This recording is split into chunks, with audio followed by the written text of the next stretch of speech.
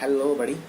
Today मैं basically एक चीज़ के बारे में बात करना चाहता हूँ। जो पिछला मैंने वीडियो बनाया था उसमें 10th के बाद और 12th के बाद क्या करना, बेसिकली वही मेरा कॉन्सेप्ट था। सो आज लर्निंग एटीट्यूड में मैं उमंग प्रजापति पब्लिक डिमांड से और जितने भी मतलब मेरे फ्रेंड्स थे उनके सजेशन से मुझे जो पिछला वाला वीडियो था उस पर थोड़ा ब्रीफ में मैं बात करना चाहता हूँ।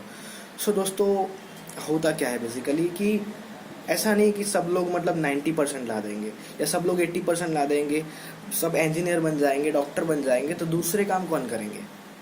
हम पेरेंट्स भी जो होते हैं वो अपने जो बच्चा है उससे ज़्यादा एक्सपेक्टेशन करते हैं, उसकी वजह से जो सुसाइड क्राइटेरिया है वो भी बढ़ता जा रहा है।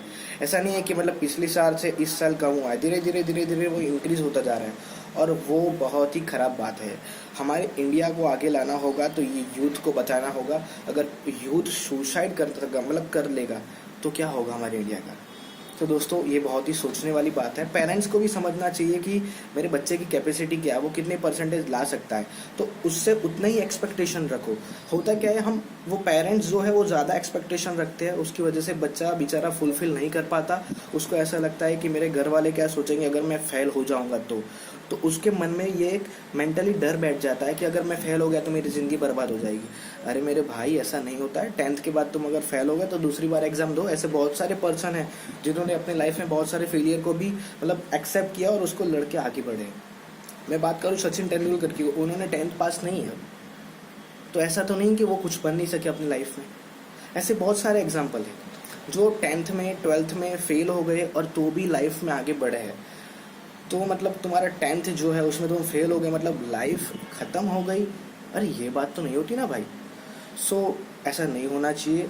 मैंने एक जी हाँ, मेरे को याद आता है, मैंने एक वीडियो देखा था आमिर खान का। उन्होंने आमिर खान में जो अपनी जो लास्ट मूवी, जो अच्छी वाली मूवी थी, मेरे को बहुत ही अच्छी लगी, जिसका मूवी का नाम है 3 इडियट्स। उस 3 इडियट्स का स्क्रीनिंग हुआ था। स्क्रीनिंग इन द सेंस कि वो जो मूवी आ गया उसके बाद कुछ कंपनीज के वर्कर्स को और जो मेंबर्स होते हैं उनको बुलाया था और स्क्रीनिंग करवाया था कि तुम व्यू दो कि हमारी मूवी कैसी है। तो वो सब जितने भी वर्कर्स थे, कंपनी के एम्प्लॉय थे, उन्होंने वो मूवी देखी और मूवी देखने के बाद एक बंदे ने एक क्वेश्चन करना पूछा आमिर खान को कि सर मैं आपको एक क्वेश्चन कर सकता हूँ? तो उन्होंने बोला जी करो, बेझिझक, मुझे कोई प्रॉब्लम नहीं है।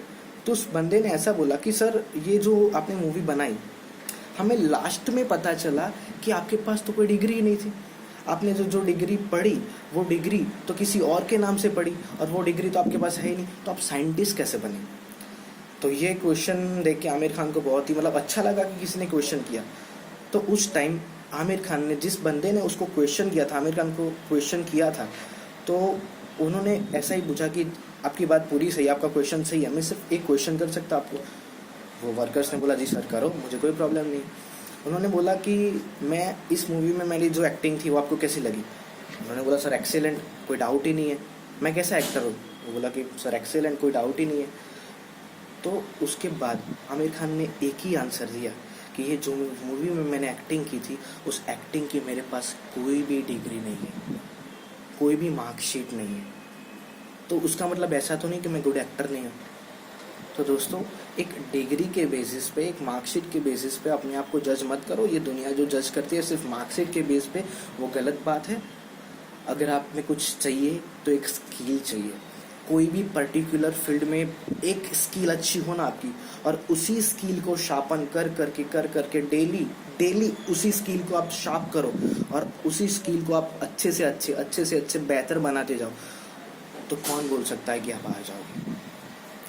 सो दोस्तों, मैं एक ही बात कहना चाहता हूँ कि ऐसा नहीं होना चाहिए। सुसाइड केसेस जो हो रहे हैं उसके पीछे बहुत सारे रीज़न है, उसके जो कॉजेज़ हमें जानने होंगे और उस कॉजेज़ को जानने के बाद हमें तब पता चलेगा कि लाइफ में क्या हो सकता है। तो वो कॉजेज़ जानो, ठीक है। पेरेंट्स को भी साथ देना पड़ेगा, उसके लिए टीचर्स भी बहुत सारा वर्क कर सकते हैं। टीचर्स को भी स्टूडेंट्स को मोटिवेट करना पड़ेगा कि नहीं इस बार नहीं तो अगली बार हो जाएगा, टेंशन मत ले, ऐसा मोटिवेट करना पड़ेगा। और ऐसे इस वे में काम होगा तो ही चेंज आएगा। Thank you. मैं हूं प्रजापति, लर्निंग एटीट्यूड।